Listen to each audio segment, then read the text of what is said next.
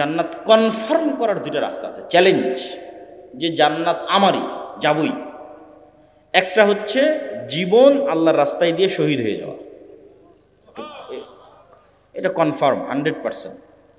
শহীদের রক্ত জমিনে পড়ার আগে তার যদি ইবাদতেরও কোনো কমতি থাকে ওটাও মাফ, আর যদি কোনো গুনাহ থাকে ওটাও মাফ।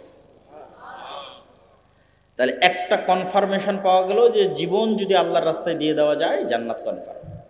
আরেকটা কনফার্ম করার রাস্তা হচ্ছে টাকা, অর্থনৈতিক ইবাদত, এটাতে জান্নাত কনফার্ম হয়। আল্লাহ জান্নাত বিক্রি করবে, ঠিক যেমন আপনাদের গাইবান্ধা শহরে, গোবিন্দগঞ্জ, সাঘাটা, বগুড়া, গুলশান, বনানী, দুবাই, এগুলোতে যেমন প্লট বিক্রি হয়, আপনি ফ্ল্যাট কিনেন, এরকম আল্লাহ সুবহানাহু ওয়া তাআলা জান্নাতের প্লট সেল করবে, বিক্রি করবে। কোরআন মাজিদে অ্যানাউন্স দেওয়া আছে, বিজনেস হিসেবে ঘোষণা দেওয়া আছে, বিক্রি হিসেবে ঘোষণা দেওয়া আছে। আমি বানিয়ে বলতেছি না। ইন্নাল্লাহ আশতারা মিনাল মুমিনিনা আনফুসাহুম ওয়া আমওয়ালাহুম বিআন্না লাহুমুল জান্নাহ হাল আদুল্লুকুম আলা তিজারাতিন তুনজিকুম মিন আযাবিন নার। তাহলে আল্লাহ বিজনেসও ঘোষণা দিয়ে রেখেছে, আল্লাহ সুবহানাহু ওয়া তাআলা ক্রয় বিক্রয় ঘোষণা দিয়ে রেখেছে। তাহলে জান্নাতের বাড়ি, আপনাদের ভাষায় প্লট, ফ্ল্যাট আল্লাহ বিক্রি করবে, সেল করবে, এবং এটাকে আল্লাহ ব্যবসা বলছে। এবং এই ব্যবসাটা শতভাগ লাভজনক। কেন শতভাগ লাভজনক সেটাও বলবো। তো তার আগে বুঝি যে টাকা দিয়ে জান্নাত কিভাবে কিনা যাবে।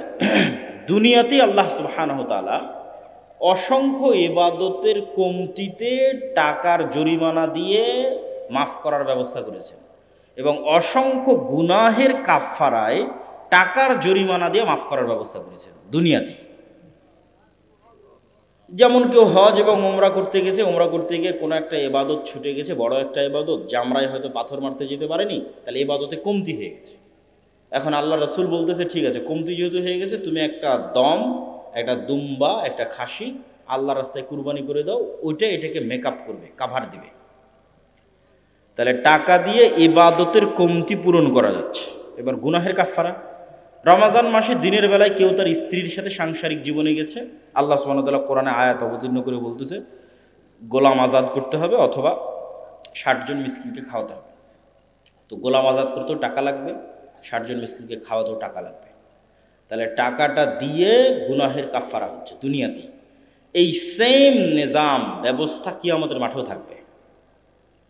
যেমন দুনিয়াতে আপনি অসুখ বিসুখ পড়ে গেলে ক্লিনিকে, মেডিকেলে নিয়ে গেলে টাকা পয়সার দরকার হয়, বিদেশে নিয়ে গেলে আরও দরকার, সিঙ্গাপুর, থাইল্যান্ড, ব্যাংকক নিয়ে গেলে আরও টাকা লাগবে। ছেলে মেয়েকে স্কুল, কলেজ, ইউনিভার্সিটিতে পড়াতে টাকা লাগবে, বিপদ আপদ, বিবাহ শাদী টাকা লাগে, কেস, কোর্ট কাচারি, মামলা মোকদ্দমা টাকা লাগে, এগুলো টাকা দিয়ে পার হওয়া যায়। একই ঘটনা কিয়ামতের মাঠে ঘটবে। কিন্তু সমস্যা হচ্ছে কিয়ামতের মাঠে নতুন করে টাকা অ্যারেঞ্জ করার কোনো সিস্টেম নাই। কিয়ামতের মাঠে কারো থেকে ধার নেওয়ারও কোনো সিস্টেম নাই। তাহলে কিয়ামতের মাঠে আমাকে এবং আপনাকে ধনী অবস্থায় উঠতে হবে, যে আজ কিয়ামতের মাঠে উঠেছি কোটি টাকার মালিক অবস্থায়। তাহলে বাঁচার রাস্তা আছে। ইবাদতের কমতিতেও ওই কোটি টাকা কাজে দিবে, গুনাহের কাফফারাতেও ওই কোটি টাকা কাজে দিবে।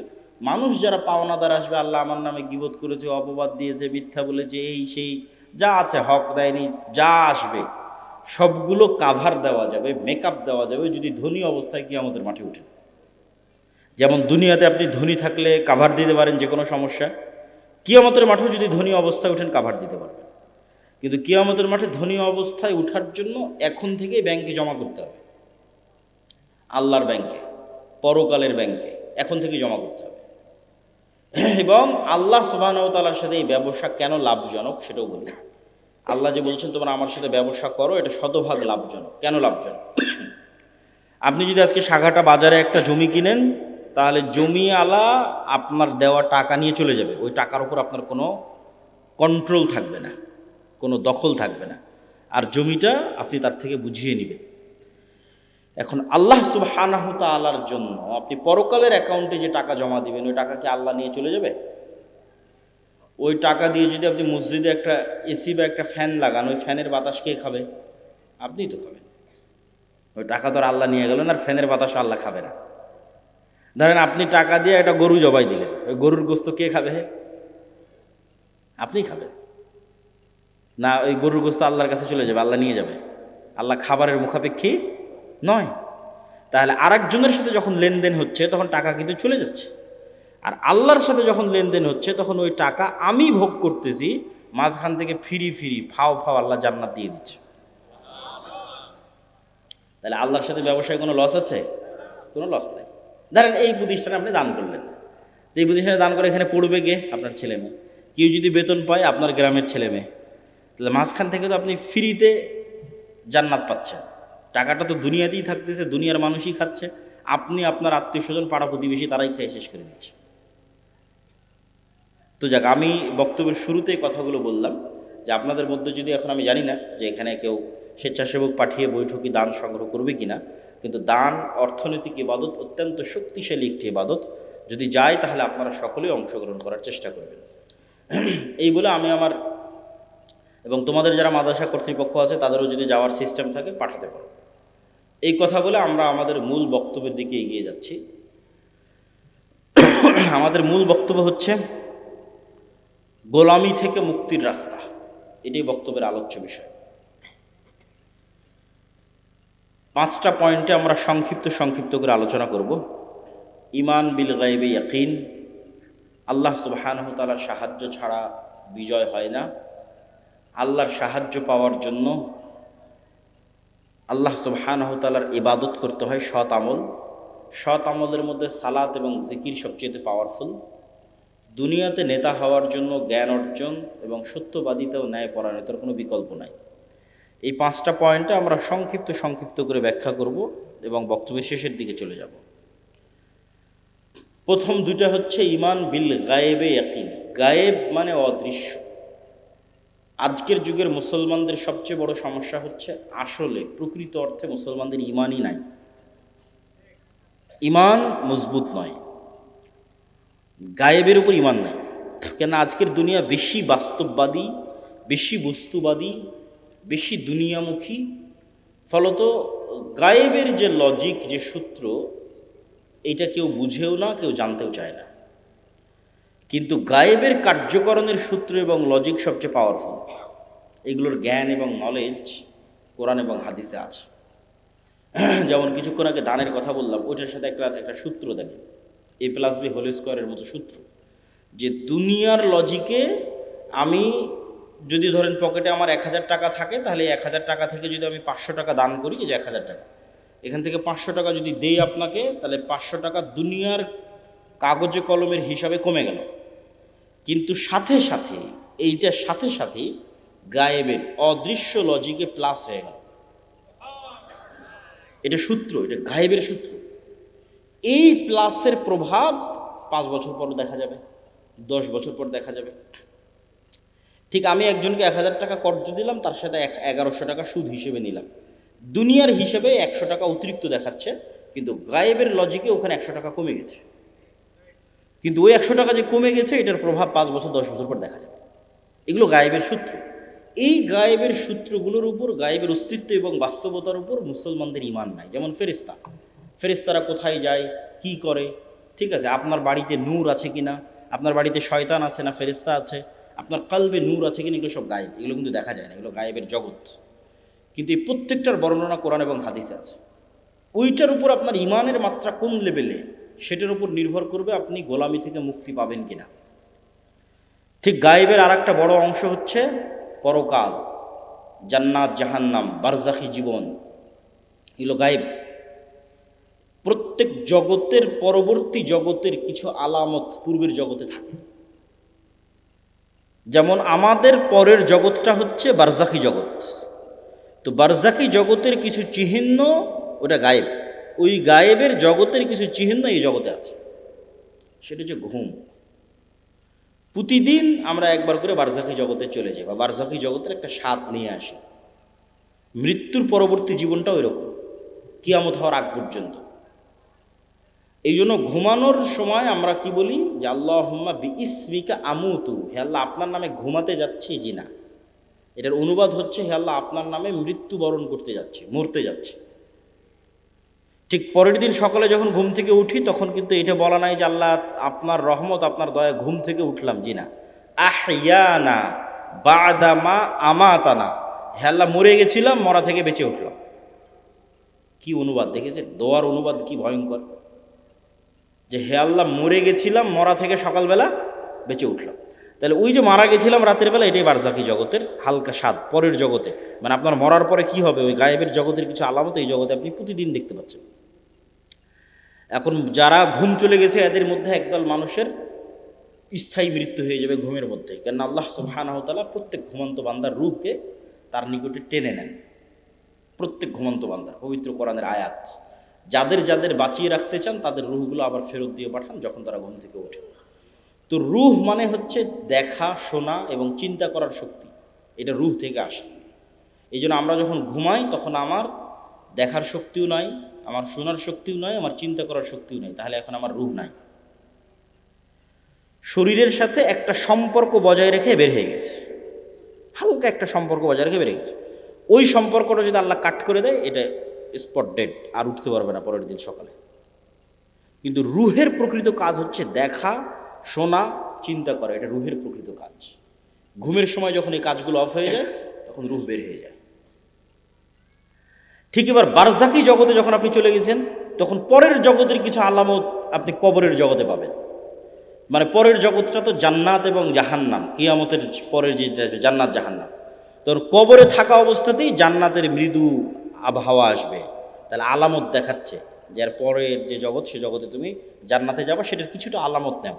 যেমন দুনিয়াতে থাকতে তুমি ঘুমের মাধ্যমে পরের জগতের কিছু আলামত নিতা, এখন তুমি বারজাকি জগতে আছো, এখানে থাকা অবস্থায় এর পরের জগতের কিছু আলামত নেও।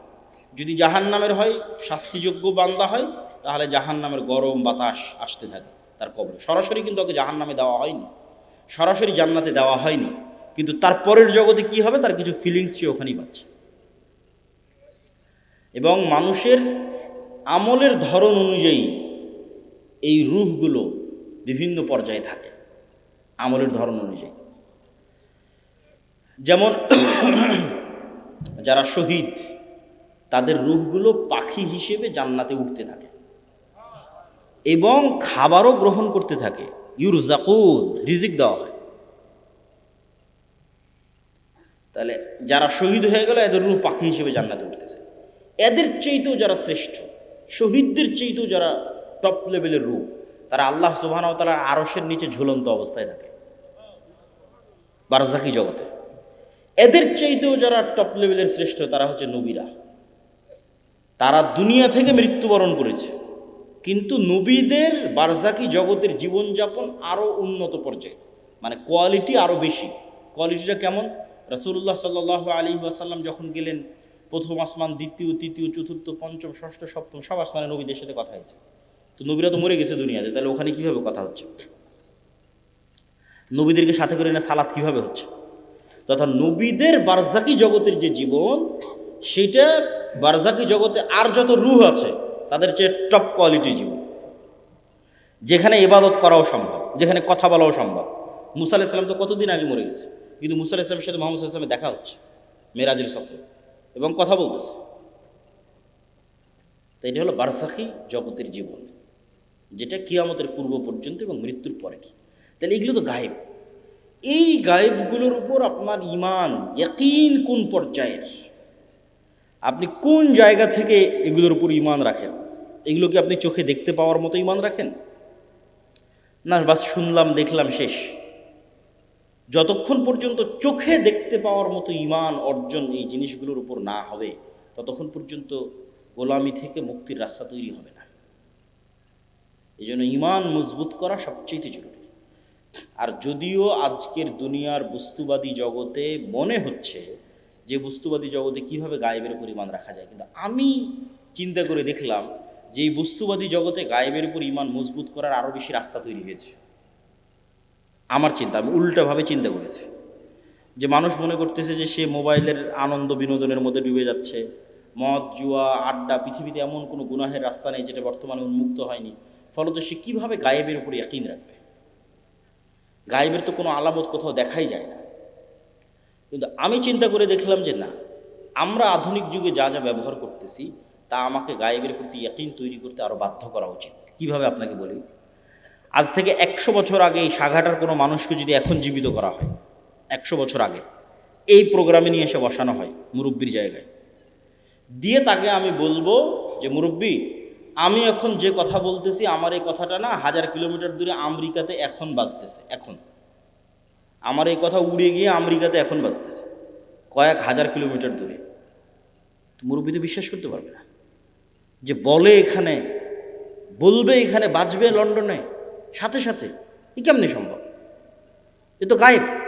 এটা কিন্তু 100 বছর আগে এটাই গায়েব, 100 বছর আগে এটাই গায়েব।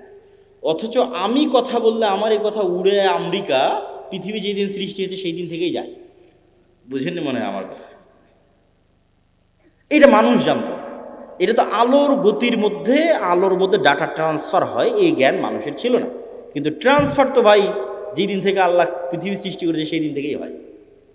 মানে আমি এখান থেকে বলবো আর এটা আলোর গতির সাথে আমার এই কথা সারা পৃথিবীতে ঘুরতেছে, বা আলো যতদূর পর্যন্ত যাচ্ছে আমার এই কথা অতদূর পর্যন্ত যেতে থাকতেছে। এটা যেই দিন থেকে পৃথিবী আল্লাহ সৃষ্টি করেছে সেই দিন থেকেই হয়। তাহলে এটা আমাদের জন্য কি ছিল? গায়েব ছিল। বলেন তো এটা আমাদের জন্য কি ছিল? গায়েব ছিল, তখন জানতাম না। তাহলে এইটা যদি সম্ভব হয় যে কথা বলবো এখানে আর আলোর গতিতে সেই কথা গিয়ে বাজবে আমেরিকায়, এবং আমেরিকায় বসে মানুষ শুনতেছে, এখন লন্ডনে বসে মানুষ শুনতেছে, আপনারা টিভি মোবাইলে ব্যবহার করতেছেন, তাহলে এটা ব্যবহার করা অবস্থায় আপনি কিভাবে বিশ্বাস করতেছেন যে এই কথা আল্লাহ শুনতেছে না?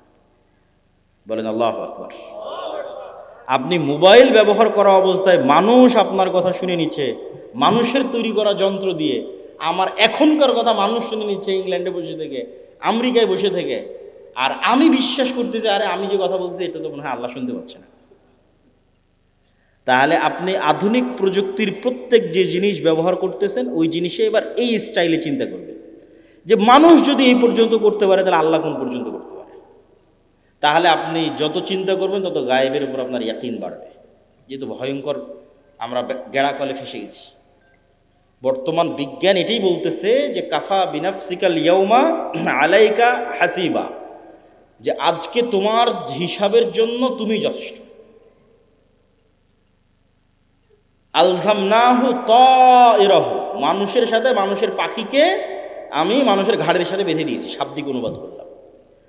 তো কেমনে মানুষ তার হিসাবের জন্য নিজেই সে যথেষ্ট, আলাদা করে হিসাব করা লাগবে না, এটার একটু দু একটা উদাহরণ দেই। এই যে আমরা এখানে কথা বলতেছি, এই কথা এখন আলোর সহযোগিতায় পৃথিবীর বাংলাদেশের সব জায়গায় পৌঁছে যাচ্ছে। তো এই আলোটা যতদূর যাচ্ছে এই কথা কিন্তু এই আলোর মধ্যে আছে। শুধু কথা না, আমার দৃশ্য, আমার ছবি, আমার ভিডিও এই আলোর মধ্যে আছে। আলো ডাটা ট্রান্সফার করতে পারে, যেটা দিয়ে এরা ক্যামেরার কাজ করতেছে, মোবাইলের কাজ করতেছে, সেটাই।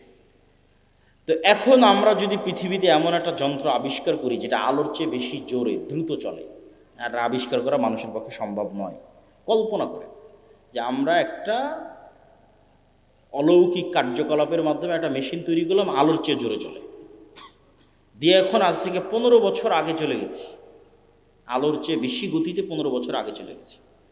তো 15 বছর আগে সাঘাটার মাটি থেকে যে আলোটা ছুটেছে আকাশের দিকে, ওই আলোটা এখন যে জায়গায় আছে আমি ওর আগে গিয়ে বসে গেছি, ওর আগে গিয়ে পৌঁছে গেছি, আলোটাকে ধরবো। ওই আলোটাকে ধরার সময় যদি ওখানে আমি কোনো একটা মেশিন সেট করতে পারি, তাহলে 15 বছর আগে এই সাঘাটার মাটিতে বসে আমি যা করেছি তা লাইভ দেখতে পাবো। 15 বছর আগে সাঘাটার মাটিতে আমি যা বলেছি তা আমি লাইভ শুনতে পাবো। এগুলো একটাও হারিয়ে যায়নি, সব আলোর মধ্যে আছে। ওই যে বিজ্ঞান ব্যবহার করতেছে, এখন এখান থেকে উড়িয়ে নিয়ে গিয়ে আমেরিকা লন্ডনে বাজাচ্ছে, তোর তো আলোর সহযোগিতা, ওখান থেকে হারায় না। যে ধরতে চাইবে তোমাকেও ধরতে পারবে। যে তুমি রাতের অন্ধকারেও যদি কিছু করে থাকো সেটাও আলোর মধ্যে ভেসে থেকে গেছে, ওটা ধরা যাবে। লাইভ বদরের যুদ্ধ দেখা সম্ভব। শুধু আলোর গতিতে 1500 বছর আগে চলে যেতে হবে, তাহলে বদরের যুদ্ধ লাইভ দেখা যাবে, ক্যামেরা দিয়ে আর মোবাইল দিয়ে। মোহাম্মদ সাল্লাল্লাহু আলাইহি ওয়াসাল্লামের হাদিস লাইভ শোনা যাবে, কিন্তু যাওয়া সম্ভব নয়, যেতে পারতেছি না। কিন্তু তোমাদেরকে বুঝাচ্ছি যে আমাদের হিসাব নেওয়া কত সহজ। আমাদেরকে যদি আল্লাহ সুবহানাহু ওয়া তাআলা ধরতে চায়, তাহলে অন্তত এখনকার বিজ্ঞান অনুযায়ী গায়েবের উপর আরো ইয়াকিন তৈরি হওয়া উচিত যে আমরা তো বড় বিপদে আছি। শুধু এই একটা নয়, এই যে তারা মানুষকে জীবিত করতে চায়, জীবিত করবে, তো মানুষের ডিএনএ যদি এখনকার বিজ্ঞান 10,000 বছর আগে ধরো যে ডাইনোসর চলে গেছে, তার ডিএনএ যদি পাই, তাহলে ওর ক্লোন করে কাছাকাছি ওই মানের ওর ওই ডাইনোসরের কি ছিল না ছিল সব কিছু বের করে নিয়ে আসতে পারবে। তো মনে করো তুমি মাটির সাথে মিশে হারিয়ে গেছো, তোমার ওই যে হাড় আছে ওইটা যদি বিজ্ঞানীরাই পায় আজ থেকে 20-50 বছর পর, ওখান থেকে যদি ডিএনএ বের করে নিয়ে আসতে পারে, হাড় বাদ দিলাম, তোমার চুলের 10 ভাগের 1 ভাগও যদি পাওয়া যায়, ওখান থেকে তোমার ডিএনএ যদি বের করা যায়, তাহলে ডিএনএ বের করলে তো যত দ্রুত এই সায়েন্স অগ্রগতি লাভ করতেছে, অদূর ভবিষ্যতে দেখবা যে তোমার ডিএনএ দিয়ে তোমার লিভার তৈরি করা যাচ্ছে, তোমার ডিএনএ দিয়ে তোমার কিডনি তৈরি করা যাচ্ছে, খালি রুহটা দিতে পারবে না। তাহলে বিজ্ঞানীরাই তোমাকে 10,000 বছর পর আবার বানাতে পারবে, খালি রুহটা দিতে পারবে না। তাহলে বিজ্ঞানীরাই যদি এই পর্যন্ত করতে পারে, তা আল্লাহ সুবহানাহু ওয়া তাআলা তোমাকে পুনরায় জীবিত করতে পারবে না?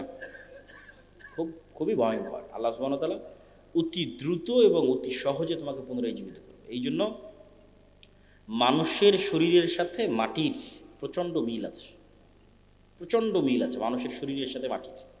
আমরা যা খাবার খাই সব মাটি থেকে আসে, যা আমাদের পেটের মধ্যে ঢুকতেছে, এমন কোনো খাবার নাই যেটা তুমি মাটির সংস্পর্শ ছাড়া তৈরি করতে পারবা, আলোর সংস্পর্শ ছাড়া তৈরি করতে পারবা, পানির সংস্পর্শ ছাড়া তৈরি করতে পারবা, কিছু নেই। বলো কই আমি গরুর গোস্ত, তো গরু কি খায়? ঘাস খায়। ঘাস কোথায় হয়? মাটিতে। কোনো খাবার নাই পৃথিবীতে যেটা ওখান থেকে আসতেছে। তাহলে একটা কলা তৈরি হলো, মাটির কলার গাছ তৈরি হলো, কলার মধ্যে কি আছে? Magnesium, calcium. ওই সেম ম্যাগনেসিয়াম ক্যালসিয়াম তোমার শরীরের মধ্যে আছে। তাহলে ওই ম্যাগনেসিয়ামটা মাটির থেকে আসতেছে। তাহলে মাটির ম্যাগনেসিয়াম আর তোমার শরীরের ম্যাগনেসিয়াম সেম। আজকে আল্লাহ ওই কলা তোমার শরীরের মধ্যে দিয়ে এখানে কোষ তৈরি করতেছে, ব্লাড তৈরি করতেছে, এই কোষ এই সেম ব্লাড ওই মাটির মধ্যেই তৈরি হয়ে যাবে। কেন? সেম জিনিস ওখান থেকে এখানে আসতেছে। শুধু আল্লাহ এই শরীরের উপযুক্ত করার জন্য গাছগুলোকে তৈরি করে দিয়েছে, যাতে সরাসরি মানুষ মাটি খেতে পারবে না, ওখান থেকে ওই মাটির রস শুষেনে যে কলা হবে সেটা মানুষ খেতে পারবে, ওইটা রস শুষেনে যে আম হবে সেটা খেতে পারবে। কিন্তু ওই আমের মধ্যে যে ভিটামিন আছে ওই ভিটামিন মাটি থেকে এসেছে, ওইটা আমার সেম শরীরের মধ্যে আছে। তাহলে আমার শরীরের মধ্যে যা যা আছে তা মাটিতেও আছে। তাহলে মাটিতে সেল তৈরি করা মানে শরীরের কোষ তৈরি করা, মাটির মধ্যে কোষ তৈরি করা, মাটির মধ্যে ব্লাড তৈরি করা, এটা অনটুর ব্যাপার, সেকেন্ডের ব্যাপার। এই জন্য কবর থেকে মানুষ তরতর তরতর করে তরতাজা গাছের মতো পরকালে কবর থেকে উঠে আসবে, মাটি থেকে উঠে আসবে। তো সম্মানিত উপস্থিতি, তাহলে আপনি গায়েবের উপর যতক্ষণ ইয়াকিন তৈরি না করবেন ততক্ষণ আপনি সঠিক সিদ্ধান্ত নিতে পারবেন না। আপনার কাছে মনে হবে এই দুনিয়াই আমার কাছে সব কিছু, অতএব আপনার সকল সিদ্ধান্ত হবে দুনিয়ামুখী। আর যখন আপনি মনে করবেন যে না এই দুনিয়া আমার কাছে কিছুই নয়, আসলে আমার প্রকৃত বসবাসের জায়গা জান্নাত, অতএব আমাকে এখানে বসে থেকে জান্নাতে ঘর বানাতে হবে, আমাকে এখানে বসে থেকে জান্নাতের বাগানে গাছ লাগাতে হবে, আমার স্থায়ী থাকার জায়গা হচ্ছে জান্নাত, এই কল্পনাটা যেই দিন যত মজবুত হবে তত গোলামি থেকে মুক্তির রাস্তা সহজ হবে। এই কল্পনাটা মজবুত হওয়া জরুরি। আল্লাহ সূরা বুরুজের মধ্যে বলছেন ওমা রাকামু মিনহুম ইল্লা ইউমিনু বিল্লাহিল আজিজিল হামিদ, যে সূরা বুরুজের ঘটনায় পুরো একটা এলাকার মানুষকে জ্বলন্ত আগুনে নিক্ষেপ করে দেওয়া হয়েছে, হয় ঈমান পরিত্যাগ করো না হলে আগুনে ঝাঁপিয়ে পড়ে মরে যাও। তো মা তার কোলের সন্তান সহ আগুনে ঝাঁপ দিয়ে পড়ে যাচ্ছে। এটা কেমনে সম্ভব? এটা সম্ভবের একটাই রাস্তা, ওরা যে আগুনে ঝাঁপ দিচ্ছে ওই আগুনকে ওরা নিশ্চিত জান্নাত মনে করতেছে। আর বাড়িতে ফিরে গেলে যে এসি ফ্রিজ ফ্যানের বাতাস আছে ওইটাকে ওরা নিশ্চিত জাহান্নামের আগুন মনে করতেছে। শুধু মনে করা নয়, ইয়াকিনের লেভেলে ওদের বিশ্বাস। ফলত ওরা আগুনে ঢুকতেছে না, জান্নাতে ঢুকতেছে, জান্নাতে ঢুকতেছে। এটা ছাড়া আপনি ঢুকতে পারবেন না, এই লেভেলের ইয়াকিন ছাড়া আপনি ঢুকতে পারবেন না। ওরা তো আগুনে ঢুকতেছে না, জান্নাতের মধ্যে ঢুকতেছে, দেখতে পাচ্ছে এটা জান্নাত। এই সেম পরীক্ষা তো দাজ্জালের পরীক্ষা এরকমই হবে। দাজ্জালের জান্নাত হবে জাহান্নাম, দাজ্জালের জাহান্নাম হবে জান্নাত। তাহলে আপনি যেদিন এই পরিমাণের কল্পনায় যেতে পারবেন যে আমার স্থায়ী শান্তিটা কোথায়, আমার স্থায়ী আরাম কোথায়, আমি যদি আজকে আমার বাপ মা থেকে আলাদা হয়ে যাই, আমি যদি আজকে আমার ছেলে মেয়ে থেকে আলাদা হয়ে যাই, আর যদি জীবনে কোনো দিন আমার বাপ মায়ের সাথে দেখা না হয়, আমার আর যদি জীবনে কোনো দিন ভাই বোনের সাথে দেখা না হয়, আমার যদি আর জীবনে কোনো দিন আমার আত্মীয় স্বজন পাড়া প্রতিবেশী ছেলে মেয়ে স্ত্রী পুত্রের সাথে দেখা না হয়, তাহলে এর চেয়ে কষ্টের পৃথিবীতে আর কিছু নাই। এটা তাহলে কোনো জীবনই হলো না। বরং যদি এর বিপরীতটা হতো, যে এই যমুনা নদীর পাড়ে আমার একটা বিশাল বাড়ি থাকলো, বাংলো বাড়ি, আর সেই বিশাল বাংলো বাড়িতে আমি স্থায়ীভাবে আমার ছেলে মেয়ে স্ত্রী পুত্র বাপ মা সবাইকে নিয়ে কোনো মৃত্যু নেই, কোনো অসুখ নেই। ছোটোবেলায় যেরকম যমুনা নদী থেকে একটু গোসল করতাম, ওরকম মাঝে মধ্যে গিয়ে গোসল করে আসবো, একটু মাছ ধরতাম, মাঝে মধ্যে একটু মাছ ধরে আসবো, নৌকা চালাতাম, মাঝে মধ্যে একটু নৌকা চালিয়ে আসবো। আর এই জীবনটা পার্মানেন্ট। এইটা যদি তোমার কাছে মনে হয় যে এটা জীবনের সবচেয়ে বড় সফলতা, তাহলে এটা জান্নাতে সম্ভব। সবাই যদি জান্নাতে যায়, তাহলে সবাইকে নিয়ে স্থায়ী পার্মানেন্টলি জান্নাতে এটা বাস্তবায়ন করা সম্ভব। তো এই জন্য মানুষের প্রকৃত জীবন হচ্ছে জান্নাতের জীবন। আর দুনিয়ার জীবনটা কেমন? আমি আজকে যেমন রাজশাহী থেকে অথবা ঠাকুরগাঁ দিনাজপুর থেকে এখানে এসেছি, 10টার 9:30টার দিকে পৌঁছেছি, 11:30 12টার মধ্যে বের হয়ে যাব। এইখানে যে আমি 1-1.5 ঘন্টা আছি, আর আপনারা যারা এখানে বক্তব্য শুনতে এসেছেন 1-1.5 ঘন্টা আছেন, এই 1-1.5 ঘন্টার সময় যেমন, এই পুরো 60 বছরের সময় তেমন। এটা সফরের মধ্যে একটা যাত্রা বিরতি। সফরটা শুরু হয়েছে যেদিন আল্লাহ রূহ তৈরি করেছিল, এই সফরটা শেষ হবে জান্নাতে এবং জাহান্নামে যাওয়ার মধ্যে। তাহলে লম্বা সময়ের মধ্যে এই 60 বছর অতি ছোট। ঠিক এই পুরো 60 বছরের মধ্যে এখনকার 1-1.5 ঘন্টা যত ছোট। এবং মানুষ যখন পরকালে উঠবে, তখন মানুষের কাছে এটাই মনে হবে যে আমরা দুনিয়াতে মনে হয় 1-1.5 ঘন্টা ছিলাম। তো কোরআনের আয়াতের অনুবাদ, যে মানুষেরা বলবে যে আমরা দুনিয়াতে মনে হয় 1 দিন বেঁচেছিলাম, হাফ দিন বেঁচেছিলাম, অথচ বেঁচেছে 60-70 বছর। তো সম্মানিত উপস্থিতি, 1 নম্বর পয়েন্ট ঈমান বিল গায়বি ইয়াকিন। পরের পয়েন্টগুলো একটু ছোটো ছোটো করে নিই, সময় অনেক অল্প। ঈমান বিল গায়বি ইয়াকিন হওয়ার পরের পর্ব হচ্ছে ইসলাম এবং মুসলমানদের বিজয়ের জন্য আল্লাহর সাহায্য জরুরি। আল্লাহর সাহায্য ছাড়া নবীরাও জয়লাভ করতে পারেনি। আমাদের নবী মুহাম্মদ সাল্লাল্লাহু আলাইহি সাল্লামও নয়। আল্লাহর সাহায্য নিশ্চিত যদি না হয়, আর আপনি যদি পারমাণবিক বমেরও মালিক হয়ে যান, জয়লাভ করতে পারবেন না। আর আল্লাহর সাহায্য যদি নিশ্চিত হয়, আপনি যদি সবচেয়ে দুর্বল থাকেন, জয়লাভ করতে পারবেন। শর্ত আল্লাহর সাহায্য। আল্লাহর সাহায্য আসে কিভাবে? 2টা টেকনোলজিতে আল্লাহর সাহায্য খুব দ্রুত পৃথিবীতে নেমে আসে। টেকনোলজি বললাম বুঝার সুবিধার্থে, ইয়াং জেনারেশনের বুঝার সুবিধার্থে। মূলত 2টা ইবাদতে আল্লাহর সাহায্য পৃথিবীতে নেমে আসে। একটা রাতের সালাত আর একটা সকাল সন্ধ্যার জিকির। রাতের সালাত এবং সকাল সন্ধ্যার জিকির। ঠিক যেমন এই মোবাইলটা লক হয়ে আছে, এই মোবাইল ওপেন হবে যদি এখানে পাসওয়ার্ড দিই, ফিঙ্গারপ্রিন্ট দিই, অথবা ফেস ভেরিফিকেশান অন করি। ফেস ভেরিফিকেশান, আমার চেহারা ও ধরে নিল ক্যামেরাতে, ডানে বামে মুখ করে পুরো চেহারা ধরে নিল, তারপর ওই চেহারার সাথে মিলে গেলেই খুলে যাবে, লক ওপেন হয়ে যাবে। তো আজকের যুগেও অনেক আধুনিক উন্নত প্রযুক্তির দরজা আছে, যেই দরজাগুলো ফিঙ্গারপ্রিন্টে ওপেন হয়, কার্ড পাঞ্চ করলে ওপেন হয়।